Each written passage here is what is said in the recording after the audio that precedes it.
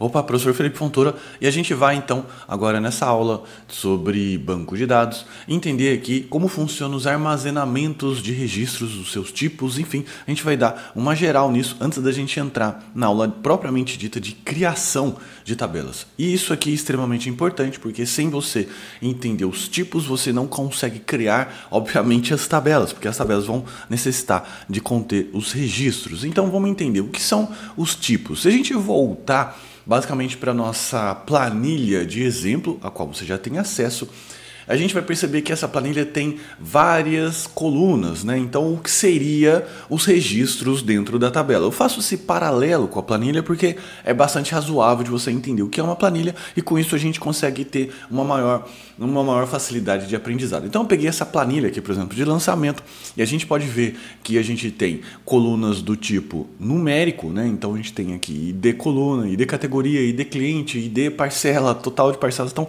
todas essas colunas são registros do tipo numérico, assim também como são do tipo numérico, mas um numérico especial, o valor, que é do tipo moeda. Moeda é um tipo numérico, só que é um tipo numérico que a gente chama de decimal. E o porquê? Porque normalmente os numéricos são inteiros e os fracionados, né, que são números que têm a vírgula ou fração, eles têm um número de casas decimais bastante grande. Se você pegar, por exemplo, quando a gente tem uma dízima, né, é altíssimo, então, ou o número pi, então coisas absurdas que não cabe para moeda. Então moeda é um tipo decimal em que você escolhe a precisão. No nosso caso aqui são 2 casas depois da vírgula, mas já estou dando detalhe demais. Vamos continuar aqui para que você possa entender. A gente também tem os tipos data e os tipos de texto. E aqui também a gente tem um outro exemplo, um numérico e um textual. Os textos, a gente tem alguma particularidade aqui que também ele tem um tamanho, então você pode escolher e tudo isso influencia. E por que isso é importante, professor? Porque é importante escolher os tipos corretos, os tipos o tipo mais próximo que a gente vai ter na nossa planilha, ou seja, na nossa tabela. Por que isso é importante? Porque se você escolher o tipo errado de dados, tanto para menos quanto para mais, o que pode acontecer? No meio lá, vamos imaginar no menos, né? Você escolheu um tipo com menor capacidade de armazenamento. Então vamos pegar esse exemplo aqui. Você pegou um texto e você definiu que o seu texto vai ter até 10 caracteres para um nome. Daí aparece uma pessoa lá chamada, no nome empresarial, Amanda e Hugo Locações de Automóveis Limitada. Tem mais que 10 caracteres. O que vai acontecer? Normalmente o banco de dados ele perde a informação, então ele trunca. Né? Então ele trunca essa informação e o restante ele, enfim, continua. E isso é ruim, né? Porque você perdeu a informação. De mesmo modo, você pode dizer assim, tá, professor, então eu vou colocar até 5.000 caracteres. Também é ruim. Eu estou dando só esse exemplo de texto, né? Mas é claro que o banco de dados faz diversas otimizações. Só que você vai estar informando que você vai estar esperando uma quantidade absurda de texto e ele pode reservar para você esse espaço dentro do banco de dados, fazendo ele gastar mais memória de armazenamento do que necessário. Então é importante você, na hora que estiver modelando os seus dados, do tipo numérico, moeda, data e também texto, definir corretamente aí o que você espera com uma folga de 20% a 30%, por exemplo, tá? E essas colunas, esses tipos de dados, esses registros aqui dentro do nosso esquema, ele vai aqui. Então, por exemplo, eu peguei a tabela cliente, ao qual a gente acabou de ver, e a gente vai perceber então que a gente tem atributos de um registro, um nome e o tipo. Como eu comentei, a gente tem vários tipos, tá certo? A gente vai ver com um pouco mais de detalhes uma tabela, só que o mais importante é seguir algumas regras, né? Que regras são essas? Por exemplo, nome, o nome do nosso campo. O que é o nome do nosso campo? É o que está na tabela intermediária, né? Que tem ali ID, nome empresarial, CNPJ, enfim. O nome ele deve ser curto, no máximo aí 63 caracteres. Varia de banco de dados para banco de dados, mas o que a gente está trabalhando aqui, ele aceita até 63 caracteres com nome. Valor depende do tipo de registro que você colocar. Estou chamando isso Estou definindo isso para o nome do campo, nome do registro, tá bom? Sem caracteres especiais, então nada de espaço, acento, C cedilha, cerquilha, tio, circunflexo, e comercial, exclamação, interrogação. Então essas coisas aí não são permitidas, ok? E a gente também deve respeitar alguns atributos básicos. E eu vou explicar essa tabela aqui para você. Para facilitar, tá certo? E eu vou voltar aqui 2 slides. Se a gente vê aqui os atributos, a gente tem PK, AI, NN. Né? O que é isso? Que siglas são essas, professor? Essas siglas basicamente servem para garantir a conformidade do nosso banco de dados. Ou seja, garantir para que algumas coisas básicas não ocorram, como por exemplo, possuir um registro, um índice único, que seria um identificador único de registro, que é o Primary Key, ou PK. Para que serve o PK, professor? O PK, basicamente, ele serve para... Eu vou fazer uma analogia aqui, como se fosse o nosso CPF. Né? É um número identificador pessoal único junto ao governo, que ele sabe pelo aquele número, que obviamente é único, senão não existiria 2 indivíduos com o mesmo número, não é possível isso. Né? Então ele consegue identificar um único registro dentro do banco de dados daquela tabela, aliás, melhor dizendo, inteira, e ele consegue identificar um único registro através disso. Normalmente, a primary key ou a chave primária, ela é um número. Por quê? Porque um número ele não contém espaços, pode não conter, obviamente não contém acento, não contém nada que possa impedir visualmente da gente indicar. Né, indicar ali um registro único. Então, se eu falar que aquele registro, o ID dele ou a chave primária é 10, na hora que você lê aquilo, não tem nenhuma dúvida. Da mesma forma, a gente tem o FK, que é o Foreign Key, que basicamente serve ao mesmo propósito a Primary Key, só que para outra, quando você faz ligação com uma outra tabela. Então, como a gente já sabe, né, a gente tem lá a tabela de clientes e contatos. A tabela de clientes guarda os nomes das empresas e a tabela de contato, ela guarda as pessoas que se registraram como contato daquela empresa, para saber para quem eu devo ligar, enfim, para a gente ter um cadastro básico de pessoas naquela empresa. Toda vez que eu vou cadastrar um contato, eu tenho que indicar quem é a empresa a qual aquele contato pertence. Ou seja, eu preciso dizer em termos de chave primária qual empresa aquele contato trabalha.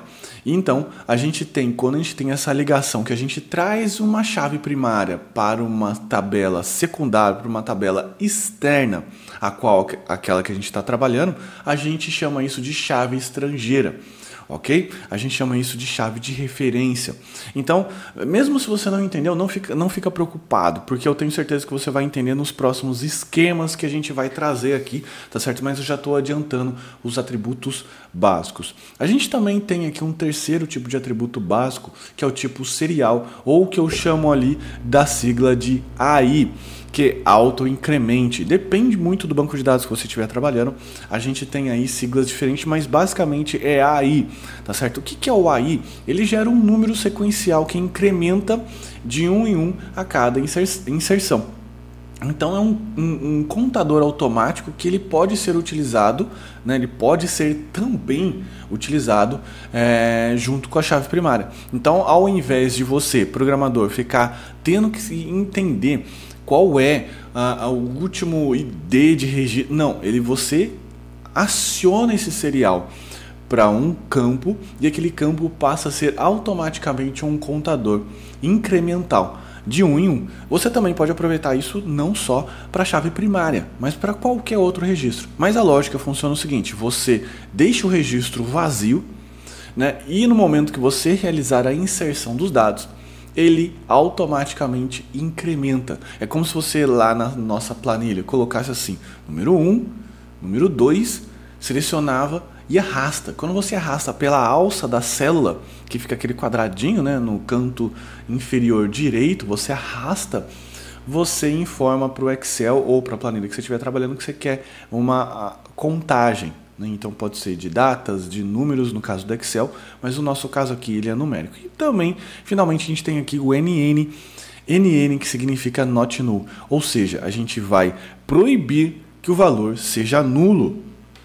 E esse é um tipo de atributo de registro ou de campo, né? Vamos chamar assim, vamos começar a dar os nomes corretos aí, mas um dos mais utilizados, porque ele proíbe que um valor tenha uma entrada nula, vazia.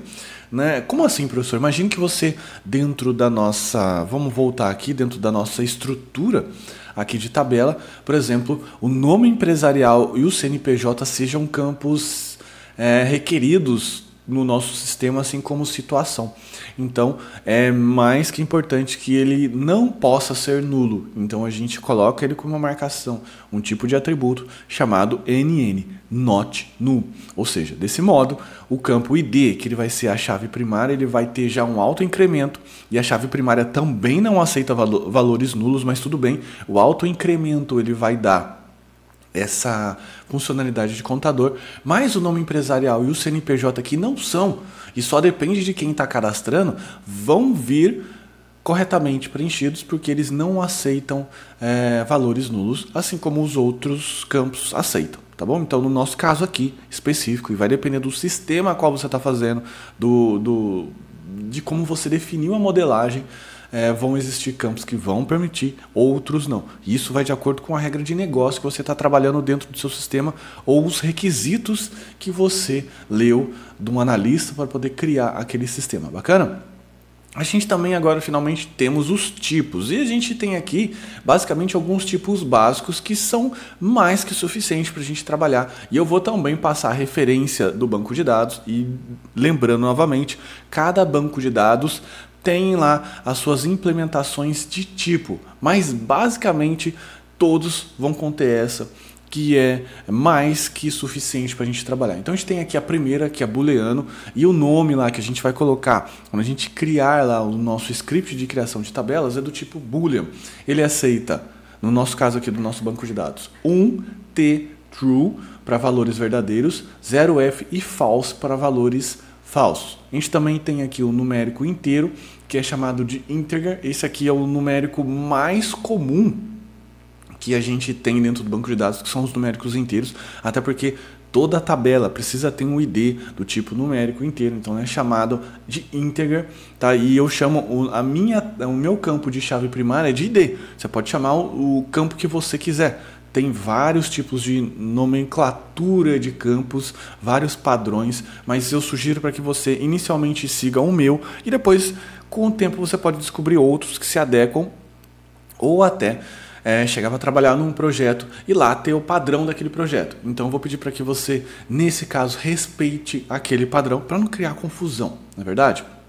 Então aqui voltando, os números inteiros, a gente tem -2, 0, 1, 100, 543, enfim, são números aí. Assim também como a gente tem os números fracionados, que dentro do banco de dados que a gente está trabalhando, ele é do tipo real. Então você vai escrever real lá, então vai ficar -12.31, tá? Não esquece que você está trabalhando lá para separação de fração, não é vírgula como o nosso sistema aqui pede, mas sim ponto, né? O padrão lá, enfim, americano, padrão ISO, se eu não me engano, é -12.31.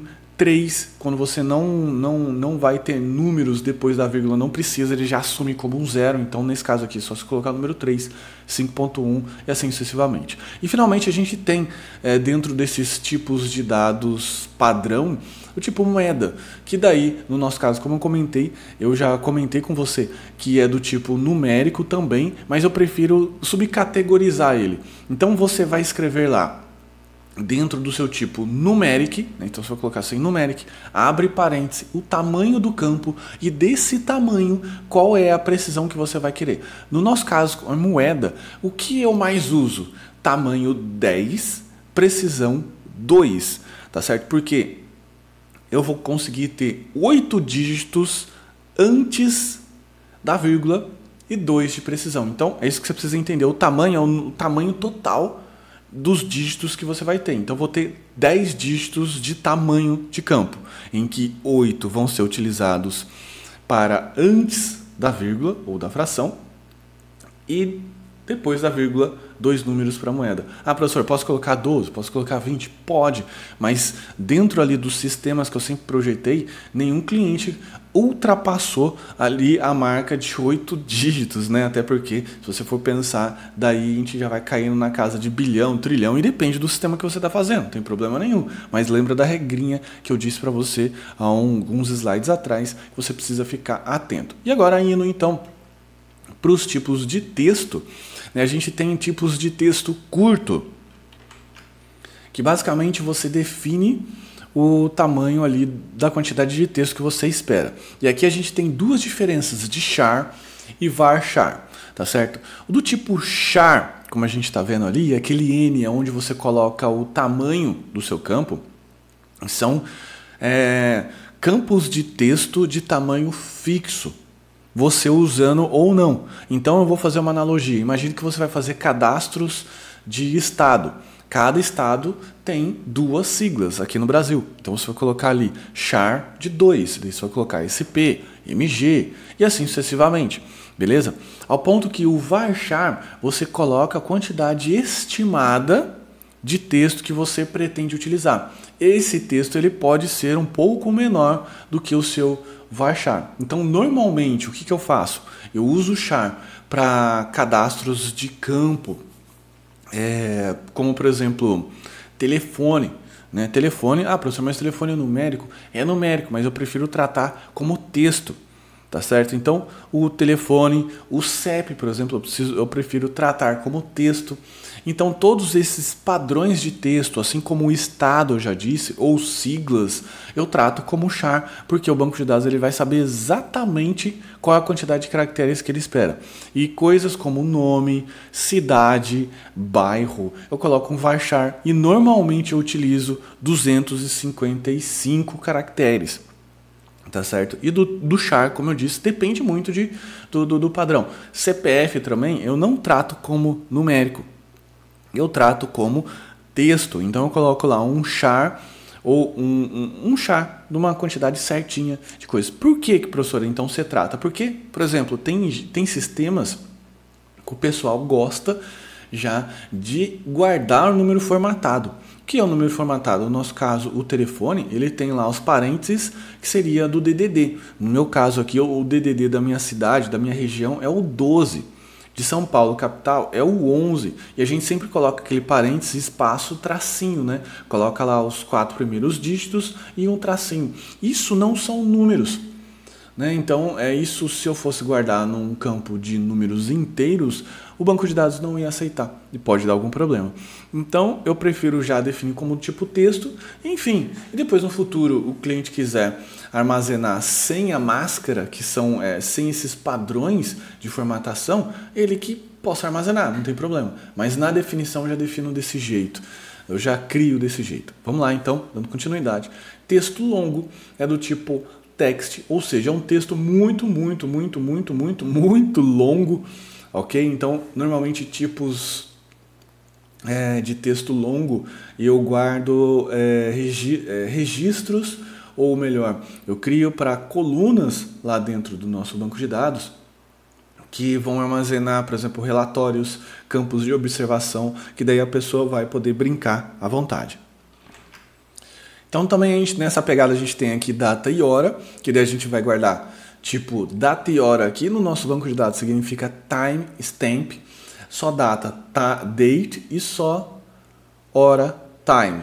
E o número serial, como eu já comentei, ele é do tipo serial. Mas para que você possa entender todos os tipos possíveis do nosso banco de dados, eu vou te convidar para que você acesse esse link e você entenda exatamente todos os números todos os tipos, principalmente de números que você pode brincar ali. Você vê que, por exemplo, eu só falei do integer, né? Só falei ali do real e do numeric, mas a gente pode ter, por exemplo, N outros tipos. E vai depender, como eu já comentei, da quantidade e do tipo de informação que você vai guardar. Por exemplo, ali, se a gente vê o double precision, a gente vai ver que ele aceita 15 dígitos de precisão. Então, basicamente, você vai precisar de 15 dígitos decimais de precisão quando você estiver guardando algum registro aí de telemetria de um foguete que ele